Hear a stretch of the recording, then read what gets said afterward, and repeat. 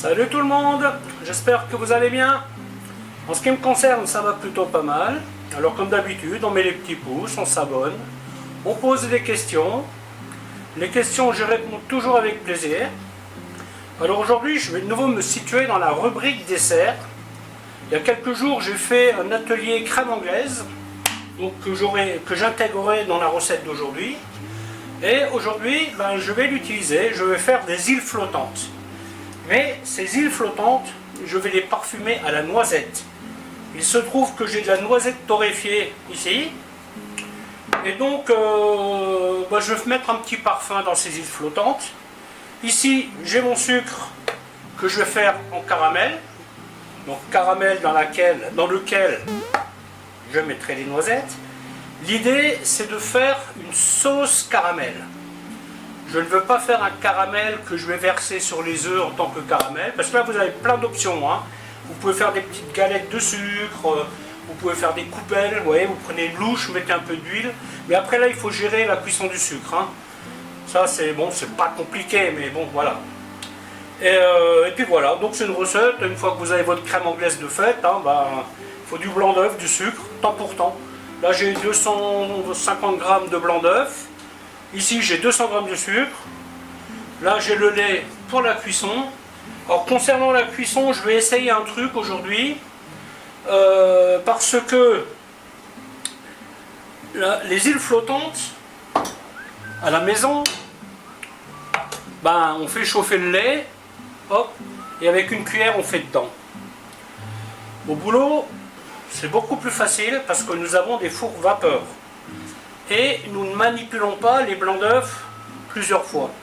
Donc nous avons des petits des verres, des bocaux, hein, les verres de dressage. Nous mettons les blancs d'œufs en neige là-dedans et on met ça 3 minutes au four vapeur. On sort, on laisse refroidir, on verse la crème anglaise dessus et ça monte. Donc moi aujourd'hui j'ai envie d'essayer un truc pour leur donner une jolie forme. Eh bien je vais graisser cette casserole là avec un peu d'huile. Hein. Je vais mettre mes blancs d'œufs là-dedans et je vais leur faire des petites formes sympathiques. Et le lait que je vais faire chauffer là-dedans, je le verserai après. Alors là c'est un mode test, hein. Normalement ça devrait flotter. Alors je suis pas très sûr, vu que j'ai jamais fait comme ça, mais a priori ça devrait le faire. Voilà, écoutez, je vais vous montrer comment faire ça. A tout de suite. Dans une crème anglaise, vous avez 4 ingrédients. Du sucre, des jaunes d'œufs, du lait et de la vanille. Vous voyez, là, vous êtes sûr de ce qu'il y a dedans. Ce qui est important quand vous faites cette sauce, enfin cette crème, pardon, avant de commencer, tout le matériel doit être prêt. Donc la casserole pour bouillir le lait, la spatule pour faire en sorte que ça n'accroche pas, le cul de poule dans lequel on va mélanger sucre et jaune d'œuf, le fouet, une maryse, une passoire. Et voilà, maintenant on peut commencer. Il faut savoir que la crème anglaise est une sauce assez facile à faire, sauf que elle est fragile. Si par exemple vous la cuisez et vous la laissez dans votre casserole, eh bien, avec l'inertie de la chaleur, elle va continuer de cuire, elle va virer. Ce n'est pas catastrophique parce qu'il y a un petit système pour la remettre d'aplomb, mais si on pouvait éviter de l'utiliser, ce système, ça serait pas mal. Et c'est donc exactement ce que nous allons faire. Donc, ici nous avons une gousse de vanille, on va la couper au milieu.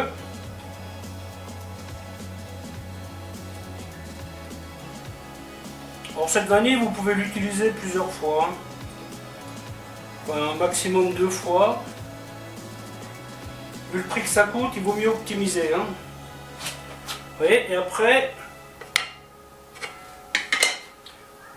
vous récupérez des graines comme ça, voilà. Et vous mettez ça dans la sauce, dans la crème. Décidément, on va y arriver. Vous la réutilisez aussi, vous pouvez faire du sucre vanillé.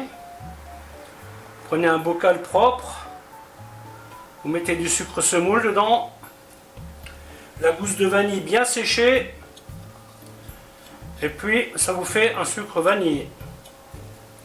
Au prix où coûte la vanille, ça vaut la peine de l'utiliser à fond. Hein. Donc maintenant, je vais porter mon lait à ébullition.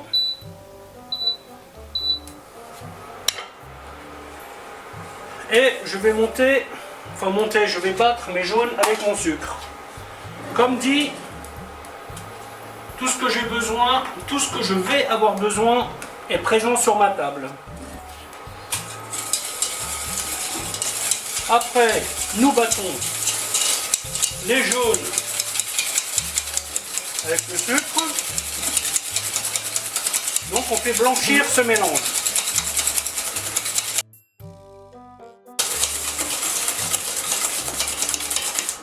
Voilà, le mélange est blanchi. À partir de maintenant, on va booster le lait. Alors il y a plusieurs techniques, hein. Il y en a qui font bouillir la crème anglaise. Je suis pas pour, hein, pas du tout. Hein. De temps en temps, vous avez des pseudo-nouveautés qui apparaissent. Moi, je préfère garder la technique traditionnelle, ancestrale même, on peut dire.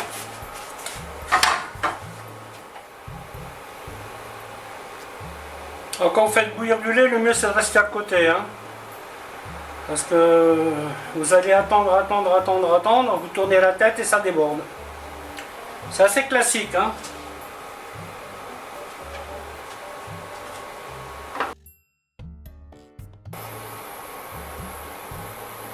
Voilà, je retire les gousses de vanille. Ensuite, je prends ça, je le verse dans les jaunes d'œufs. On mélange bien. Voilà, on va bien au bord. Hop, on marise.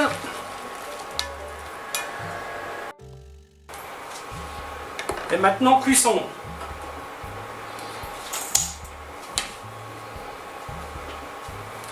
Donc la crème anglaise, vous utilisez une spatule à fond plat et vous la touillez délicatement en passant bien partout.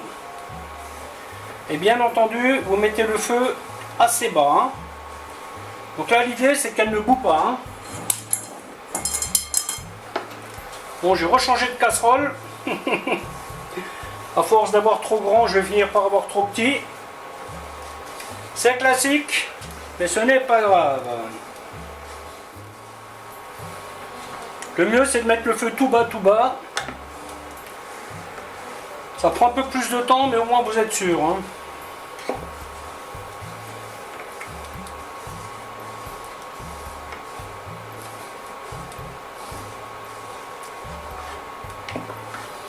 À ce stade, elle ne doit plus bouillir.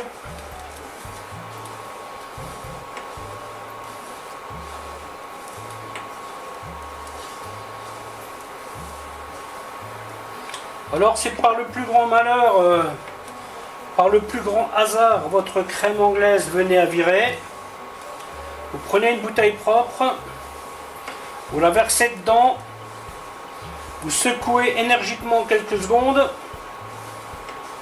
et après ça va être bon. Alors comme dit, le mieux est d'éviter quand même. Hein.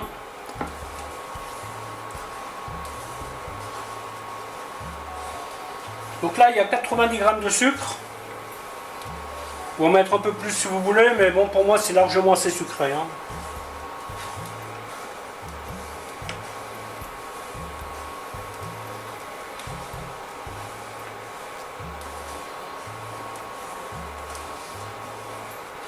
Les gousses de vanille, une fois que vous les avez utilisées, vous les rincez bien, vous les séchez bien et vous les mettez dans du sucre glace. Et la prochaine fois que vous ferez des crêpes, ben, au lieu d'utiliser de l'extrait de vanille, ben, vous utilisez votre sucre vanillé. Optimisation, optimisation.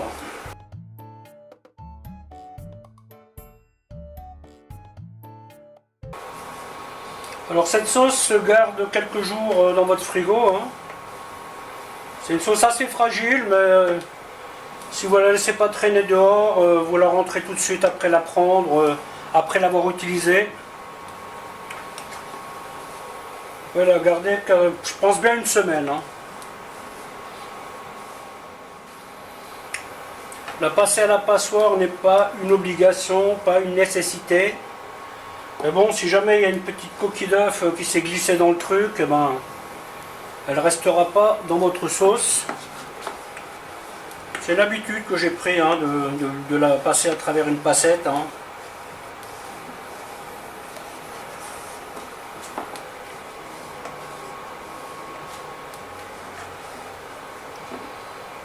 C'est sûr que c'est plus facile d'utiliser le produit chimique, hein. Alors les œufs, les jaunes, je les ai pesés pour vous donner une valeur sûre, hein, parce que parfois on vous dit 3 œufs, 4 œufs, 6 œufs, mais au grammage c'est beaucoup mieux, hein. Là vous êtes sûr d'avoir ce qu'il faut, hein.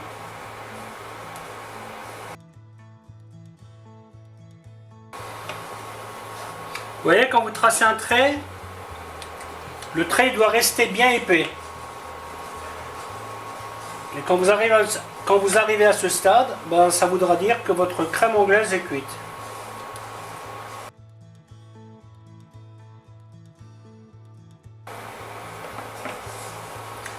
Allez hop, on va dire que c'est bon. Instantanément débarrassé.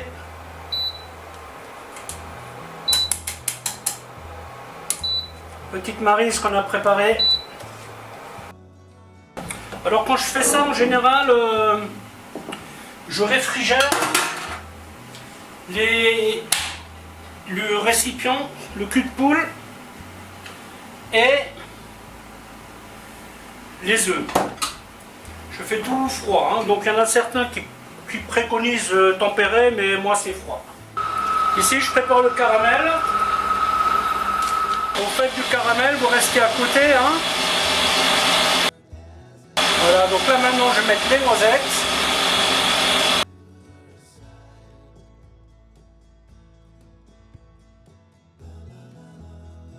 Et l'eau. Et maintenant je cuis ça jusqu'à avoir la bonne consistance, bien sirupeux. Allez hop, c'est parti, montez les blancs en neige. Avant de commencer ça, on prépare son lait. Là j'ai triché un peu, hein, j'ai mis un peu d'eau avec. Un petit peu de noisette dans le sucre.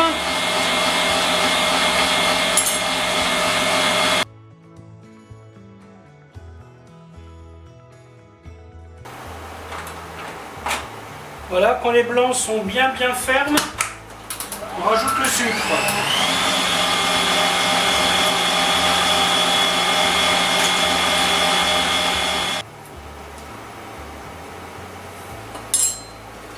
Bon, cette machine là, elle n'est pas géniale pour les blancs d'œufs, hein. Pas du tout. Je sais pas si ça manque de puissance ou quoi. Ok, ensuite on baisse le feu.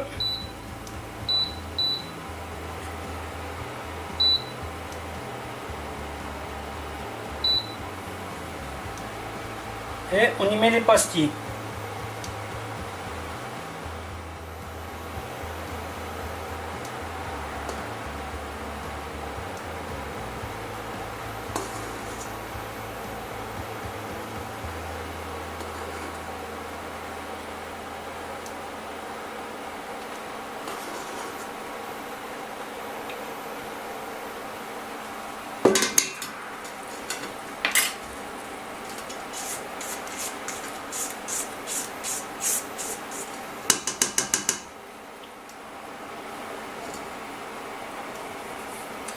Les blancs devraient être beaucoup plus fermes que ça, hein.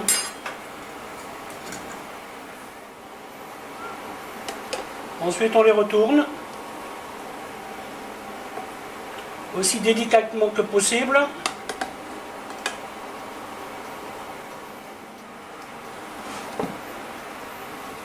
Bon, ça c'est le genre de truc, vaut mieux le faire à la dernière minute. Hein. Enfin, le matin pour le soir par exemple. C'est mieux de pas trop les faire en avance. Hein.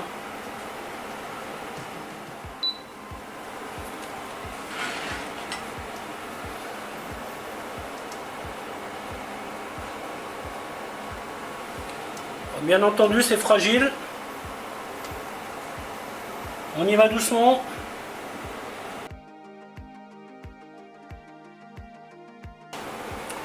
C'est quand même plus simple de les acheter tout prêts. Hein. Je pense que nous, on en faisait des fraîches pour 400 personnes. Et après, c'était facile. Hein. Avec le système du four vapeur, c'est très facile. Hein. Voilà, après on met ça au frigo. Bien entendu, il faut prendre les œufs le plus frais possible. Hein. C'est bien ce que j'ai essayé de faire, mais malheureusement, je suis pas sûr que la date qu'il y avait sur le paquet était juste. Hein. Comme quoi, acheter du bio, c'est pas forcément une garantie de qualité. Hein.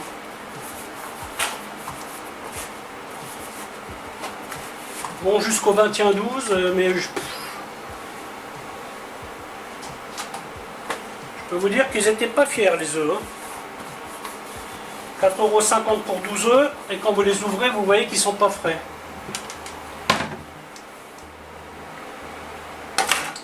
Voilà, voilà, bah écoutez, la vidéo va s'arrêter là, en espérant qu'elle vous aura plu. Alors, comme vous pouvez le constater, je suis que moyennement satisfait de ces blancs d'œufs en neige, mais ça va le faire. Alors à bientôt pour une autre recette. Bye bye.